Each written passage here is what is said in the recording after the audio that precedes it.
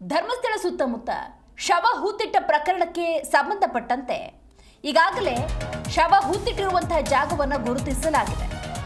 Belthangady SIT ಕಚೇರಿಗೆ ಮುಸುಕುದಾರಿ ಆಗಮಿಸಿದ್ದಾಗಿದೆ. ಇನ್ನು ಗುರುತು ಮಾಡಿರುವಂತಹ ಸ್ಥಳಗಳಲ್ಲಿ ಉತ್ಖನನ ನಡೆಯಬೇಕು. ಹಾಗಾಗಿ ಇವತ್ತು ಉತ್ಖನನ ನಡೆಸುವ ಸಂಭವ ಹೆಚ್ಚಿದೆ. ನಿನ್ನೆ 13 ಸ್ಥಳಗಳನ್ನ ಗುರುತಿಸಿದ್ದಾನೆ ಆ ದೂರುದಾರ. ಶೀಘ್ರ ಅಸ್ಥಿಪಂಜರ ಹೊರ ತೆಗೆಯುವಂತಹ ಕಾರ್ಯಾರಂಭ ಆಗತ್ತೆ. ಬಿಗಿ ಪೊಲೀಸ್ ಭದ್ರತೆಯಲ್ಲಿ ಉತ್ಖನನಕ್ಕೆ ಸಿದ್ಧತೆ. ಧರ್ಮಸ್ಥಳ ಸುತ್ತಮುತ್ತ ಶವಗಳನ್ನು ಹೂತಿಡಲಾಗಿದೆ. ಈ ಶವಗಳನ್ನ ತಾನೇ ಹೂತಿಟ್ಟಿರುವುದಾಗಿ ಸ್ಟೇಟ್ಮೆಂಟ್ ಅನ್ನು ಕೊಟ್ಟಂತಹ ದೂರುದಾರ ಆ ಸ್ಥಳಗಳನ್ನು ನಾನು ಗುರುತಿಸ್ತೀನಿ, ಅಲ್ಲಿರುವಂತಹ ಅಸ್ಥಿಪಂಜರಗಳನ್ನು ತೆಗಿಬೇಕು, ಸತ್ಯಾಸತ್ಯತೆ ಅನ್ನೋದು ಹೊರಗೆ ಬರಬೇಕು. ಈ ನಿಟ್ಟಿನಲ್ಲಿ ತನಿಖೆ ಕೂಡ ನಡೀತಾ ಇದೆ. ನೋಡಿ, ಈಗಾಗಲೇ ಸ್ಥಳಗಳನ್ನು ಗುರುತು ಮಾಡಲಾಗಿದೆ. ಗುರುತು ಮಾಡಿರುವಂತಹ ಸ್ಥಳಗಳಲ್ಲಿ ಉತ್ಖನನ ನಡೆಸುವ ಸಂಭವ ಇದೆ. ನಿನ್ನೆ 13 ಸ್ಥಳಗಳನ್ನು ಗುರುತು ಮಾಡಲಾಗಿದೆ. ದೂರುದಾರ ಸಮೇತ ಎಸ್ಐಟಿ ತನಿಖೆಯನ್ನು ಚುರುಕುಗೊಳಿಸಿದೆ. ಶೀಘ್ರ ಅಸ್ಥಿಪಂಜರವನ್ನು ಹೊರ ತೆಗೆಯುವಂತಹ ಕಾರ್ಯ ನಡೆಯುತ್ತೆ ಅಂತ ಹೇಳಲಾಗ್ತಾ ಇದೆ.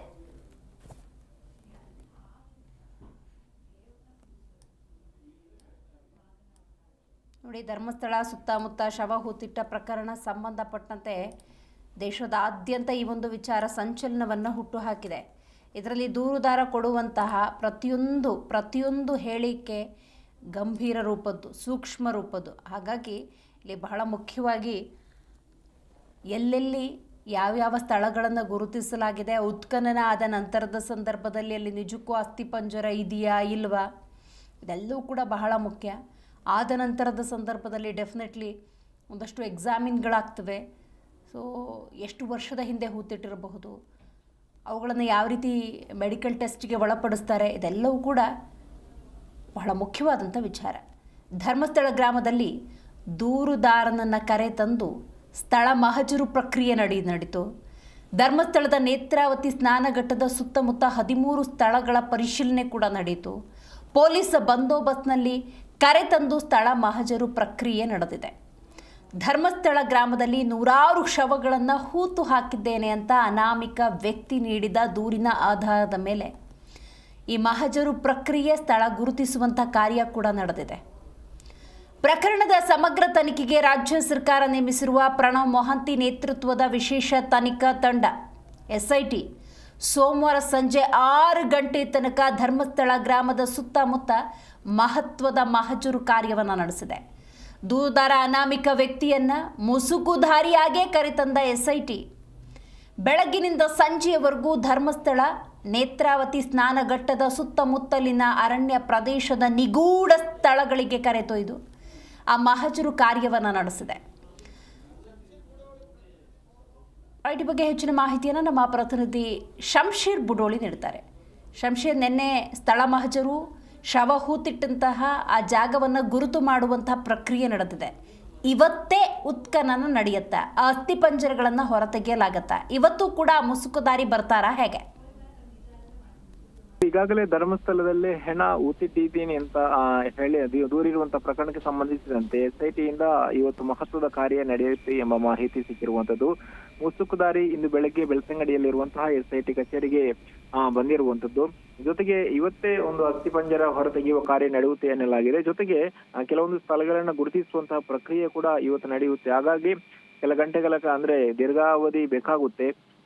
ಜೊತೆಗೆ ಈಗಾಗಲೇ ಬೆಳ್ತಂಗಡಿ ಎಸ್ಐಟಿ ಕಚೇರಿಗೆ ಮಂಗಳೂರಿನ ಖಾಸಗಿ ವೈದ್ಯರು, ಅರಣ್ಯ ಇಲಾಖೆಯ ಅಧಿಕಾರಿಗಳು ಆಗಮಿಸಿದ್ದಾರೆ ಎಂಬ ಮಾಹಿತಿ ಸದ್ಯಕ್ಕೆ ಸಿಕ್ಕಿರುವಂತದ್ದು. ಉತ್ಖನನ ಕೂಡ ಇವತ್ತೇ ನಡೆಯುತ್ತೆ. ಆದ್ರೆ ಅದಕ್ಕೂ ಸ್ವಲ್ಪ 1-2 ಗಂಟೆಗಳ ಹೆಚ್ಚು ಸಮಯ ತಗಲುತ್ತೆ. ಹೀಗಾಗಿ ಅಗತ್ಯ ಸಿಬ್ಬಂದಿಗಳನ್ನ ಅಲ್ಲಿ ನೇಮಿಸಲಾಗಿದೆ ಎಂಬ ಮಾಹಿತಿ ಸದ್ಯಕ್ಕೆ ಸಿಕ್ಕಿರುವಂತದ್ದು. ಬಿಗಿ ಪೊಲೀಸ್ ಬಂದೋಬಸ್ತನ್ನ ಜೊತೆಗೆ ಸೂಕ್ತ ಕಾವಲು ವ್ಯವಸ್ಥೆಯನ್ನ ಇಲ್ಲಿ ಮಾಡಿರುವಂತದ್ದು. ಜೊತೆಗೆ ನಿನ್ನೆ 13 ಸ್ಥಳಗಳಲ್ಲಿ ಗುರುತು ಮಾಡಲಾಗಿತ್ತು. ಜೊತೆಗೆ ನಿನ್ನೆ ರಾತ್ರಿಯಿಂದ ಬೆಳಿಗ್ಗೆವರೆಗೂ ಕೂಡ ವಿಶೇಷ ಒಂದು ಪಡೆ ಅದನ್ನ ಕಾಯ್ತಾ ಇತ್ತು. ಜೊತೆಗೆ ಆ ಒಂದು 13 ಸ್ಥಳಗಳಲ್ಲಿ ನಂಬರ್ ನೀಡಿ ಏನು ನಿನ್ನೆ ಗುರುತು ಮಾಡಲಾಗಿದೆ. ಜೊತೆ ಇವತ್ತು ಅಲ್ಲಿ ಕೂಡ ಸುತ್ತ ಒಂದು ಟೇಪ್ ಕಟ್ಟಲಾಗಿದ್ದು ರಾತ್ರಿ ಕೂಡ ಪೊಲೀಸ್ ವ್ಯವಸ್ಥೆಯನ್ನ ಏರ್ಪಡಿಸಲಾಗಿತ್ತು. ಯಾಕಂದ್ರೆ ಆ ಒಂದು ಗುರುತಿಸಿದಂತ ಸ್ಥಳಕ್ಕೆ ಯಾರು ಹೋಗಬಾರದು, ಸಾಕ್ಷಿ ನಾಶ ಆಗಬಾರದು ಎಂಬ ನೆಲೆಯಲ್ಲಿ ರಾತ್ರಿ ಕೂಡ ಪೊಲೀಸ್ ವ್ಯವಸ್ಥೆಯನ್ನು ಏರ್ಪಡಿಸಲಾಗಿತ್ತು. ಇವತ್ತು ಉದ್ಘಾಟನಾ ನಡೆಯುತ್ತೆ, ಹೀಗಾಗಿ ಅದಕ್ಕೆ ಬೇಕಾದಂತಹ ಪರ್ಮಿಷನ್ ಅನ್ನ ಕೋರ್ಟ್ನಿಂದ SIT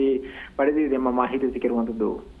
ಶಂಶೇರ್, ಆ 13 ಸ್ಥಳ ಏನು ಗುರುತಿಸಿದ್ದಾರೆ ಆ ಜಾಗದಲ್ಲಿ 13 ಅಸ್ಥಿಪಂಜರ ಸಿಕ್ಕಿಲ್ಲ ಅಂದರೂ ಕೂಡ ಒಂದೆರಡು ಸಿಕ್ಕರೂ ಕೂಡ ಈ ಪ್ರಕರಣಕ್ಕೆ ಅದು ಮೇಜರ್ ಟ್ವಿಸ್ಟ್ ಆಗುತ್ತೆ. ಹಾಗಾಗಿ ಅದು ಯಾರ ದೇಹ, ಎಷ್ಟು ವರ್ಷದ ಹಿಂದೆ ಹೂತಿಟ್ಟಿರೋದು, ಈ ನಿಟ್ಟಿನಲ್ಲಿ ನೆಕ್ಸ್ಟ್ ಪ್ರೊಸೀಜರ್ ಹೆಂಗೆಲ್ಲ ನಡೀಬಹುದು ಒಂದು ಪಕ್ಷ ದೇಹಗಳು ಅಥವಾ ಅಸ್ಥಿಪಂಜರಗಳು ಸಿಕ್ಕಾಗ?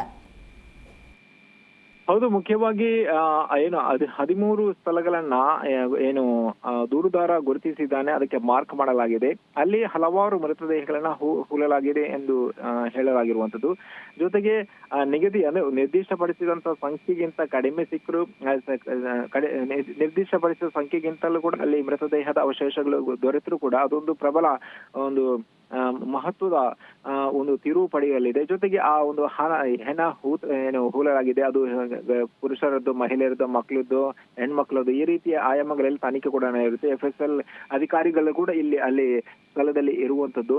ಜೊತೆಗೆ ಅದಕ್ಕೆ ವೈದ್ಯಕೀಯ ಪರೀಕ್ಷೆ ಕೂಡ ನಡೆಸಬೇಕಾಗುತ್ತೆ. ತದನಂತರ ಕೋರ್ಟ್ ಪ್ರೊಸೀಜರ್, ಕಾನೂನು ಪ್ರಕ್ರಿಯೆ ಏನಿದೆ, ತದನಂತರ ಅದು ಸ್ವಲ್ಪ ಅದಕ್ಕೆ ಬೇಕಾಗಿ ಅಂದ್ರೆ ಗುರುತಿಸುವಂತಹ ವಿಚಾರದಲ್ಲಿ ಕೂಡ ಕೆಲ ಸಮಯ ಹಿಡಿಯಬಹುದು ಎಂಬ ಮಾಹಿತಿಯನ್ನ ತಜ್ಞರು ನೀಡಿರುವಂತದ್ದು. ದಿವ್ಯಾ, ಸುಖದಾರಿ ಏನಿದ್ದಾನೆ ಆತನ ಸೇಫ್ಟಿ ಕೂಡ ಇಸ್ ವೆರಿ ವೆರಿ ಇಂಪಾರ್ಟೆಂಟ್. ಆ ನಿಟ್ಟಿನಲ್ಲಿ ಪೊಲೀಸ್ ಕ್ರಮಗಳು ಹೆಂಗಿದಾವೆ?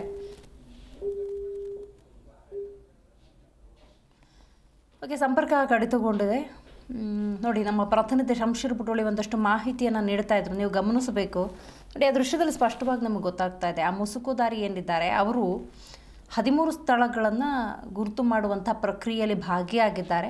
ನಾವಿಲ್ಲಿ ಹಲವಾರು ಆಯಾಮಗಳಲ್ಲಿ ಈ ಪ್ರಕರಣವನ್ನು ನೋಡಬೇಕಾಗತ್ತೆ. ಸೊ ಆ ನಿಟ್ಟಿನಲ್ಲಿ ನೋಡ್ತಾ ಹೋಗೋದಾದರೆ ಮೊದಲನೇದಾಗಿದ್ದ ಸೇಫ್ಟಿ, ಆ ಮುಸುಕುದಾರಿ, ಆ ದೂರುದಾರ ಏನಿದ್ದಾರೆ ಅವರ ಸೇಫ್ಟಿ ಇಂಪಾರ್ಟೆಂಟ್. ಆ ನಿಟ್ಟಿನಲ್ಲಿ ಎಲ್ಲ ರೀತಿಯ ಕ್ರಮಗಳನ್ನು ರಾಜ್ಯ ಸರ್ಕಾರ SIT ಕೈಗೊಂಡಿದೆ. 13 ಸ್ಥಳಗಳ ಗುರುತು ಆಗಿರುವಂಥದ್ದು. ಈ ನಿಟ್ಟಿನಲ್ಲಿ ಉತ್ಖನನ ಇವತ್ತೇ ನಡೆಯುತ್ತೆ ಅಂತ ಹೇಳಲಾಗ್ತಾ ಇದೆ. ಒಂದು ಪಕ್ಷ ಒಂದೆರಡು ದೇಹ ಸಿಕ್ಕರೂ ಕೂಡ ಈ ಪ್ರಕರಣದ ಒಂದು ಮೇಜರ್ ಟ್ವಿಸ್ಟ್ ಅಂತ ಹೇಳಿದ್ರೆ ತಪ್ಪಾಗೋದಿಲ್ಲ.